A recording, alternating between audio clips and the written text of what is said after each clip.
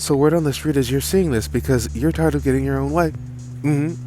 You're tired of being your own worst enemy. You're tired of knowing what you're supposed to do to get ahead creatively, or to make that move and make the love happen, or to like speak up for yourself at work, and you just don't. You know what I mean? And it's the fear. It's the fear of it all. But today we're going to dive into the subtle art of regulating our nervous systems, which is really the key to doing what we know we need to do. It's in our best interest, but scares the living mess out of us and leaves us I can't, but you can. Yeah, I have a lot of those moments. And between being a working musician and working in tech and making content, and finally getting over the fear of putting myself out there online the past several months and experiencing some really cool viral moments on the heels of that, I've learned a thing or two about regulating my nervous system, and I've realized that the reason some of the most gifted and talented and capable people don't get what they deserve in life, it's not just because of injustice and the big man and whatnot. It's because we lack the mindset. We lack the tools to self-regulate. We lack the ability, to regulate our nervous system. So for starters, why do we get in our own way? It's human nature to want to blend in. It's human nature to not want to rock the boat. Our brains are interested in keeping us safe, not successful. Our brains are interested in doing what is familiar, not what is in our best interest. You know what I mean? And so when our bodies have a bit of a stress response, there's research on this sort of thing, we typically do one of a few things to cope with that. There's flight, which means we run away from the stressor. There's freeze, which means we do nothing. That's my favorite pastime. There's fight, which means scare up and square off. And there's fawn, which means make yourself as little as possible. In between fawn, and freeze, those used to be my favorite stress responses to cope with things that scared the living life out of me and bothered my nervous system. And guys, I can't tell you how many years I spent under earning in my career, how many years I spent not posting online the way I knew I should have been. I can't tell you the number of years I spent not advocating for myself. I can't tell you the number of years I spent sabotaging relationships because I did not know how to self-regulate. And once I really got a handle on some of these tools, you know what I mean? The floodgates just opened up. You know what I mean? From going viral to getting to go on tour with artists I respect and admire, to finally meeting cool friends and people who felt like a vibrational match. That's a very woo-woo crystal man, crystal lady thing to say, but it's true. You know what I mean? So now you're thinking, what are some of the best ways to regulate my nervous system when I'm triggered? When I'm not doing what's in my best interest creatively? Or when I'm triggered romantically because someone is acting dusty and inconsistent and out of order, and it's making me want to send a paragraph text?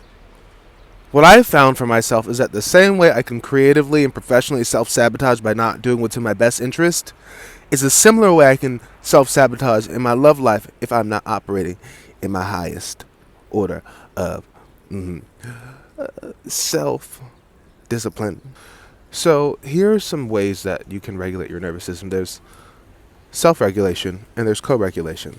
So self-regulation includes things such as having affirmations to ground yourself, getting out of your body by literally going on a walk, moving yourself, getting out of your head and into your body. There's a lot of research on how just physiology helps with grounding yourself when you're not feeling the best. There is also a lot you can do to get grounded by listening to things that encourage you, getting around people that affirm you, exercising, making music, humming. Humming stimulates the polyvagal nerve. You know what I mean? Tapping.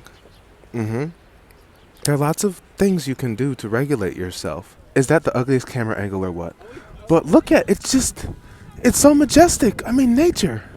Go hug some of that. Go smell some of that, right? You'll get you out of your head. One practical thing that helps me creatively is not checking numbers too much and doing a lot of self-validation and affirmation so that I know why I'm proud of what I did, whether or not other people really mess with it or vibe with it.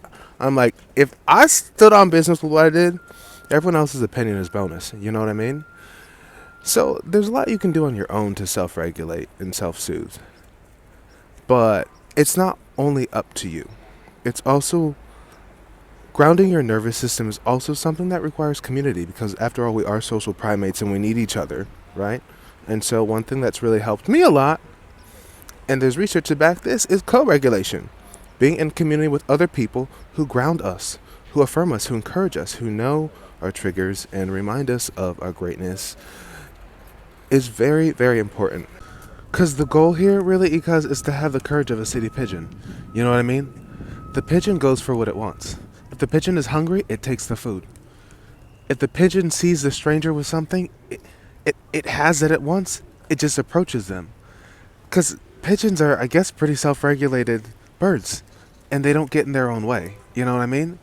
So, for the foreseeable future, we're going to have pigeon energy.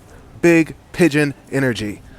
Because the point of self-regulation is really to remind your body, hey, you're doing this scary, hard thing, or your external circumstances are triggering you in some way, but you're not gonna die.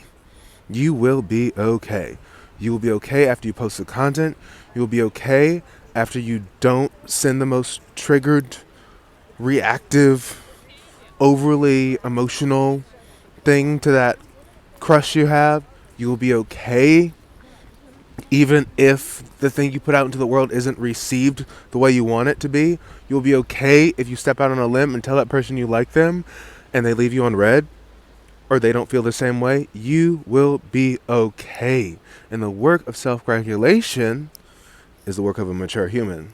Is the work of an individual who's standing on business. It's to be like, no matter how the world comes at me, I got me. And also my chosen community, my chosen family, who you can curate, right? You can choose them. You can work at building that. They will encourage me and pick me up when I'm down. And we can talk in another video about the work of finding those people, of connecting with those people who can help you with co-regulation. Because, again, we are each other's keeper. We're not meant to do all this alone. We're not meant to do hard things alone. Sometimes you do have seasons where you're a little solo dolo. And you can check out other videos on my channel about this sort of thing because, you know, we've been talking about mindfulness and all e-cousin topics for a minute. And I'd love to hear from you down in the comments below. What's your experience with getting in your own way? What are some lessons you've learned about getting out of your way? You know, as I'm making this video now, I'm walking through Central Park and that can feel a little bit like, whoa, are people looking at me? And is that weird?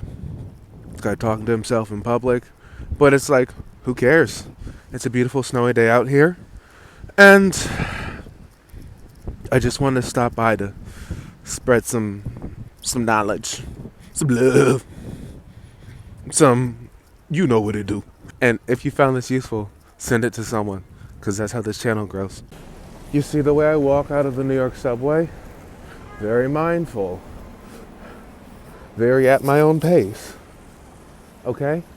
And you see the way I kind of just saunter up to Columbus Circle? Very at my own pace. Look at that. Okay, let's get back to it.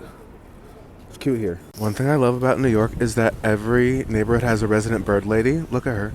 She just fed the pigeons. You know what I mean?